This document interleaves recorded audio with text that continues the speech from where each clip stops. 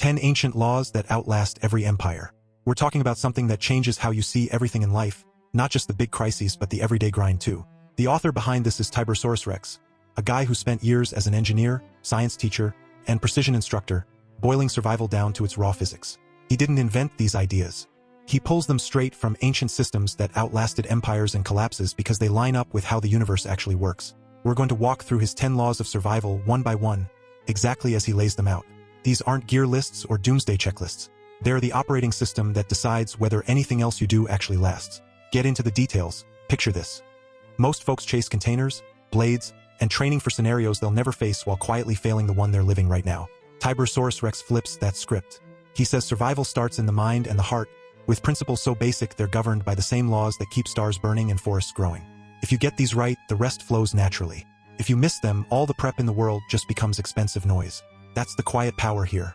It feels almost too simple at first, but once you sit with it, you realize why certain ways of living endure for thousands of years while others burn out fast. Before we delve further into this exploration of the 10 laws of survival, allow me to offer a brief reminder.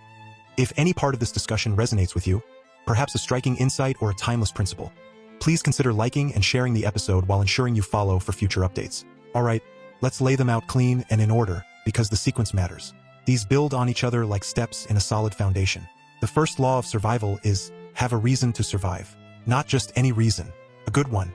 Something bigger than ego or status that pulls you forward when things get heavy. Without that core gravity, everything else drifts toward fantasy or self-destruction. Think about it logically. Energy in the universe doesn't vanish, transforms. If your reason is shallow, like winning or looking tough, the energy you pour in turns destructive.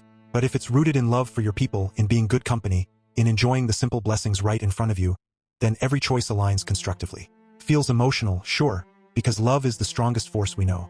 Keeps families together through hard seasons. It makes you put that extra blanket in the car not because a checklist said so, but because you genuinely don't want your kids cold. That's the sustaining pull that outlasts any empire. The second law builds straight on the first. Fully embrace your reason to survive. Once you've got that good reason locked in, you have to focus on it with discipline and reject every counterfeit that tries to hijack it. Counterfeits look like prepper daydreams or ego projects dressed up as protection. Logic shows why this matters. If you don't stay locked on the real thing, your effort scatters into whatever feels exciting in the moment. Distractions fill the void, and suddenly you're serving an image instead of the people you claim to care about. Embracing it means saying no to the noise so your energy stays ordered and useful. It protects the mission from everything trying to pull it sideways. The third law is embrace reality. Get cool with the way things actually are, not the way you wish they were. Your environment, your situation, your limits right now. Fighting reality wastes massive energy. Cooperating with it creates harmony. Reason it out. Every natural system thrives by working with its conditions, not against them. A tree doesn't resent the soil it's in. It grows from there. When you stop resenting your house, your town, your resources, you free up power to actually improve what you can instead of burning out trying to force a fantasy. Emotionally, it brings peace. You quit the low-grade war with your own life and start moving with it. That's huge for endurance. The fourth law is disciplined reset, a scheduled grounding and recalibration. Build in regular pauses to rest, repair, reassess, and realign. Think respiration, intake, and exhale. Engines need cycles. Bodies need repair. Without this, you grind into sloppy chaos. Logic is clear. Continuous motion without reset leads to waste, mistakes, and burnout. Historically, systems that baked in a full reset day endured because they stayed sharp. Emotionally, it keeps you human. You reconnect with family, with values, with the bigger picture instead of becoming a machine that eventually breaks. The fifth law is identify and embrace authentic constructive input. Seek out selfless mentorship that truly understands your context. Then honor it by becoming full and fruitful yourself. Release the next generation to thrive. Don't clutch them for your own relevance. Reason shows the parallel in nature. A healthy tree pours everything into the fruit, then lets it fall so new trees can grow. If input is tainted by ego or transaction, it poisons the whole line. When it's clean, it creates a chain of wisdom that carries forward for centuries.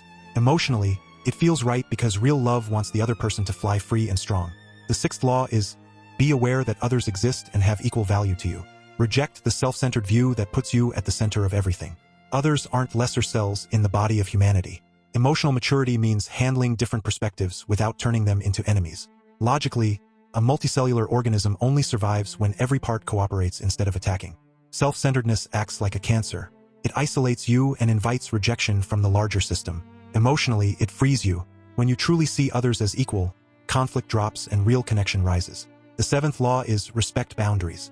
Honor the natural lines that protect every living system, your house, your family, your decisions. Don't trespass. Enforce your own while respecting everyone else's. Reason is straightforward. Without boundaries, order collapses into chaos. Every cell has a membrane for a purpose. Every healthy relationship needs clear jurisdiction. When boundaries are ignored, internal pressure destroys groups faster than any outside threat. Emotionally, it creates safety and respect. People thrive when they know their space is honored. The eighth law is respect resources, both your own and others. Manage what you've been given wisely. Appreciate it, protect it, don't envy or steal from the next person. Logically, when everyone tends their own provisions well, abundance grows and conflict shrinks. Disrespect leads to trespass, jealousy, and waste. Nature shows it. A forest that respects its soil keeps producing. Emotionally, it brings contentment instead of constant comparison. You celebrate when others flourish because it doesn't threaten you. The ninth law is protect community reality by providing accurate intelligence. Tell the truth even when it doesn't make you look awesome. Maintain honest reporting of facts without twisting them for leverage. Reason demands it. False information corrupts group decisions the way bad data wrecks any system. In a web of lies, no one can navigate reality. When truth is protected, trust holds and collective wisdom grows. Emotionally, it feels liberating. You quit the exhausting game of maintaining illusions and just deal with what is. The 10th law is cultivate a satisfied mind. Restraint in what you think you need. Be content with what you have. Avoid coveting what isn't yours. Logically, unsatisfied desire drives most unnecessary conflict, from small arguments to large upheavals. History's pattern is clear. Systems that mastered contentment endured while those chasing endless more collapsed under their own weight. Emotionally, it brings peace like nothing else. You stop the endless chase and actually enjoy the life right in front of you. Those 10 laws form a complete operating system. They aren't separate rules. They lock together like gears. The first gives you direction. Each one after refines it until the whole machine runs in harmony with reality itself. TiborasaurusRex ties them to thermodynamics for a reason. The first law of thermodynamics says energy can't be created or destroyed, only transformed. These principles show how to transform it constructively instead of letting it slide into entropy. Life itself is the ultimate example. A seed takes sunlight and turns it into a forest, but only if it follows its built-in order. Ignore that order and you get disorder, waste, collapse. At their core, these laws reveal why some ways of living last while others don't. Empires built on dominance and short-term grabs rise fast and fall harder because they fight the natural flow.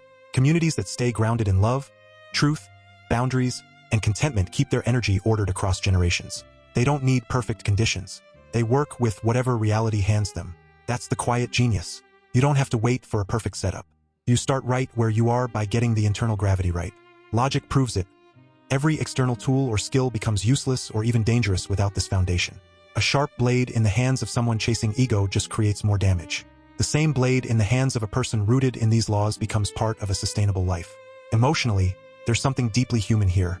We all crave belonging, purpose, peace. These laws don't demand you become a superhero or a monk. They ask you to love your people well, face what is, reset when you need to, tell the truth, and be satisfied enough to stop the endless wanting.